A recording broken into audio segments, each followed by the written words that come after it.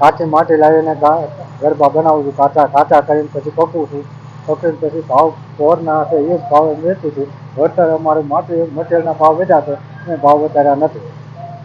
કેટલું તમારું આમ ઉત્પાદન હોય છે? લાખ સવા લાખનું ઉત્પાદન છે અમારે. અને અત્યારે તમે ગયા વર્ષ કરતાં માંગ વધુ છે કે ઓછી છે? ગયા વર્ષ કરતાં આ વખતે 25% 20% વધારે છે અમારે. ભાવ ગયા વખતના એ જ ભાવે વેચું છું, મટીરિયલના ભાવ વધ્યા છે, મેં ભાવ વધાર્યા નથી.